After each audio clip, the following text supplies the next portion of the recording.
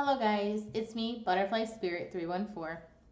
So I know I uploaded a video to my YouTube channel, Butterfly Spirit 314. So I uploaded one video about why I like chair dance. So I posted that to my YouTube channel, Butterfly Spirit 314. I apologize if I sound like a broken record. So anyway, what I wanted to do is for those of you who are interested in taking a chair dance class, I want to give you guys some quick tips on, what you should do if you want to take a chair dance class so you can get the most out of it. Okay, so first things first is that if you're going to take a chair dancing class, it is so important, so very important for you to be early for whatever chair dancing class you show up for.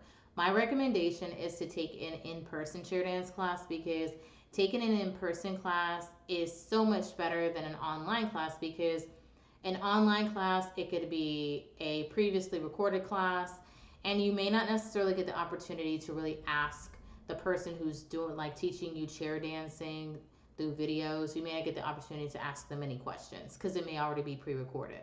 Okay, so that may be a thing. Or there could be the possibility of lag. So it could be the thing where, like, maybe depending on the internet connection where the instructor is versus where you are, it may not allow you to get the best reception and stuff. And you may have like maybe 100 people in the class or 50 people in the class. And, there may be so many people to the point where maybe your questions won't get answered. And so that's why I recommend taking a chair dancing class in person because you get that individualized attention in class, especially if there's like only like, let's say there's like only 10 people in your class. You still get attention with the instructor, especially if you ask questions and stuff. And the instructor can make adjustments to the chair dance movements for you, which will allow you to be able to do certain things because there are certain movements in the chair dancing classes that I've been in for like a part of our choreography. The instructor has changed some of the things. So the balancing on the chair that I did was different than how a few other people in the class did it. It all depends on everybody's level of flexibility and how athletic they are in things and stuff. And it's okay for the movements to be modified. Everybody doesn't have to be at the same level. And the chair dancing classes that I take, they are across levels. So, you may have some people who are complete beginners like myself. You may have some people who are pros and experts, but everybody gets the benefit of enjoying the class. So, big tip, make sure if you take an in-person class, please, please, please be early because also you don't want to be late and miss out on the choreography that everybody's learning. There's nothing worse than walking in late and then be like, oh, sorry, I'm late, and then it's 20 minutes into the class. And yeah, that did happen in my last class. There were a couple of girls that showed up late and stuff, and so they really were kind of trying to play catch up and stuff, and they kind of felt subconscious and stuff because they were already late, and they kind of wish that they had already been there. Another reason not to be late when it comes to chair dancing class too is because of the warm up. So it's important to warm up your body with everybody else in the class so your body is prepared because there's stretching, there's maybe like, I'm trying to think, there is stretching, there is basically where you're, getting your heart pumping and stuff like that, and those things are needed in order for your body or my body to be ready for chair dancing and stuff. That's the part you guys don't see is that we do warm ups first and then we get into it. So, very important. That's another reason to be early is because of the warm up. Because if you go try to run, jump into doing chair dancing and you're not warmed up, you could possibly injure yourself because your body is not ready to move in certain ways because it wasn't warmed up. Okay, so that's another reason to be early. Another reason that I would Another tip I would give you guys for chair dancing is that, of course, I already said this. It's a good idea to take a class in person rather than online. Online, there's a lot of drawbacks and stuff, and those modifications was talking about, where like in my class, the instructor was able to modify those movements. In an online class, they may be pressed for time. They may not be able to get to everybody and change things up for people, you know. So that's another tip. Another tip is that I would say, definitely come into class being willing to learn something new, because you know, in my case, when I come into chair dancing, I learn a new choreography every single class. And so, it's not the situation where I'm learning, like, it's not where basically every class we only learn one little piece. And then by the last class, we're just going to combine those pieces into one choreography. Every class, we have a different choreography that we learn. And one thing I like to do is film myself, because I get to see my progress. I get to see myself doing it, because there is a certain level of seeing yourself doing the choreography versus like what you feel like you're doing. It's just different, because when I finally see myself on a recording actually doing it, I'm like, damn, I was able to do that. Are you kidding me? And so it's just like, for me, it just helps me to learn the choreography better. And it lets you guys see my progress when I post the videos of me learning choreography.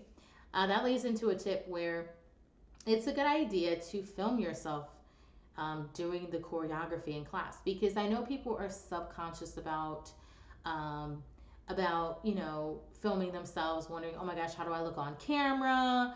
Should I, what, am I going to look okay? The goal is for you to film yourself so you can see your progress. It's not about how perfect that you need to look or anything like that. Okay. It's just about basically keeping track of your progress, because you may want to compare, the choreography you did in one class to the choreography you did in another class. And by recording yourself, you can do that. Like, basically, like I have been doing. And if I want to go back and do a choreography from the first class I did, I can do that. And like the second class, I have the choreography on video, so I can basically do that anytime I want when I'm at home. So it's good to record yourself. That way, you actually are able to see the choreography so you can do it again should you want to do it at a later date. Okay.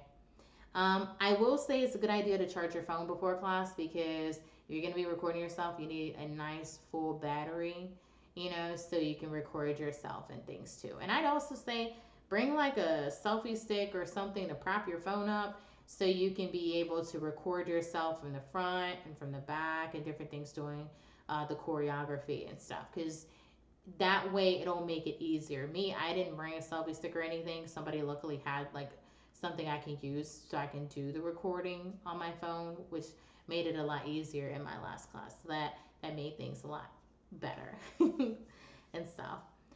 Let's see. Oh, also another tip. Definitely bring some water. You want to have water, because when it comes to chair dancing, you are going to be, if you're in a class like what I was in, you're going to be moving around a lot, and you're going to be taking several breaks like they do in my class. Hopefully in your class they'll have you take several breaks, but you do want to make sure that you stay hydrated, because it's easy to get hot in this class because you're in movement, so you have to make sure you have enough water. In my second class, I brought 2 bottles of water so I'd be able to stay hydrated. Luckily, I only got through one. In my first chair dancing class, I ended up drinking that bottle of water in like literally within 30 minutes, But we were practicing a choreography that's more faster pace. In the second class, we were practicing choreography that was slower pace, but we still were sweating either way. We still were.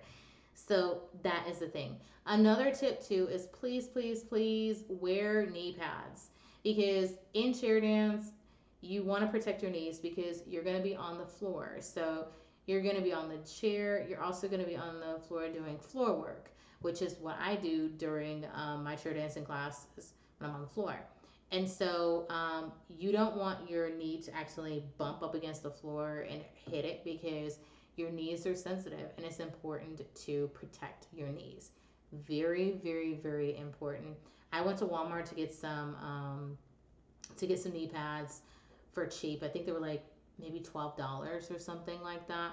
But they were inexpensive and they've been serving me pretty well the last couple of classes that I've been in.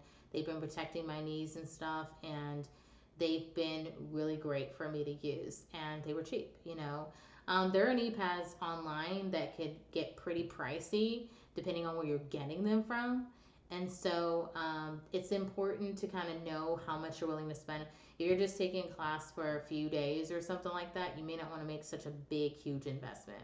Now, if you're going to be in, if you're going to be using, knee pads, on a continuous basis, you may want to invest in something more expensive. The knee pads I'm using are, I guess you could say, they're more like volleyball knee pads. So they have a lot of cushion and stuff in them, but not every volleyball knee pad is good for dance. It's just the ones that I ended up getting from Walmart. Somebody said they were in a dance class where they did floor work, and those knee pads worked for them. So I'm like, oh, they'll work for me because it worked for this person. Now there's some people who didn't like the knee pads, but you know what? Honestly, it was just me, basically trying them out at Walmart, which may have seemed kind of awkward to some people. And then I ended up buying them, and yeah. And one thing in chair dance, I will say, in my chair dance class, because we wear leggings and stuff to cover our whole leg, um, and stuff. So it's not like in pole dance where we wear shorts and stuff.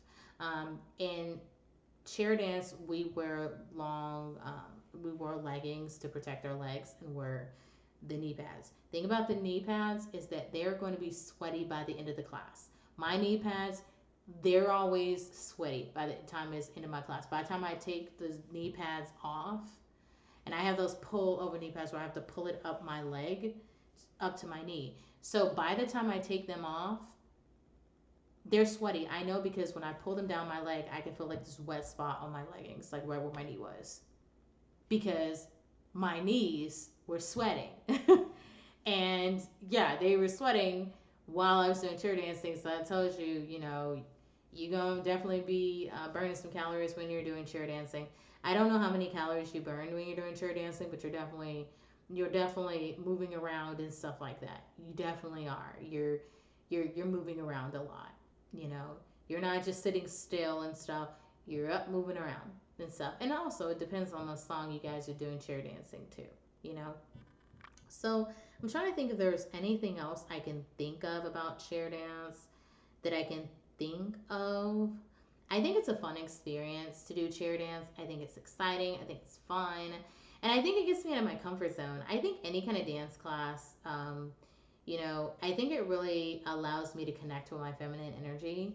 And it just allows me to be able to learn how to move more, gracefully, and be more present in my body and like in what I'm doing and stuff.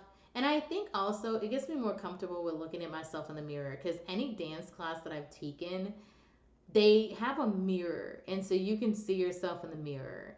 And so that can be, for some people it might be a little scary to see themselves in the mirror because they may be subconscious, but the mirror is there so you can watch yourself do things. Now, I will say one thing about chair dance is that there's times where we're practicing a choreography and we're facing away from the instructor, and I think that's all the more challenging. And so I find myself like turning around and looking back at my instructor to try to see like what she's doing to make sure I'm doing it right. So that's what makes it a little challenging and stuff.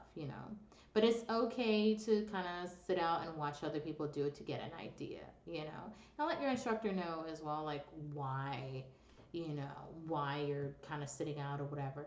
And if you feel like you have any sort of injury or anything like that, you definitely want to let them know. Like if you're not feeling well, like if you hit your knee or hit your toe or something like that, let them know so they're aware. Or if you had a recent injury, let them know so that they can modify the the chair dance choreography for you so you can be able to do the choreography with everybody else, you know. So I'm trying to think if there's anything else I can think of as far as chair dance is concerned. I'm probably going to think of some things when I after this video is over. But anyway, those are my tips for chair dancing and basically like things to know before you go into a chair dancing class, just to kind of get you guys prepped and stuff. On YouTube, there's not really a lot of videos about chair dance. I've kind of looked into some of those or the ones that are there, and there's not very many, you know, and they don't really talk about some of the things I'm saying in this video and stuff. So I thought it would be helpful to just kind of share this with you guys. Thanks for watching. Bye bye.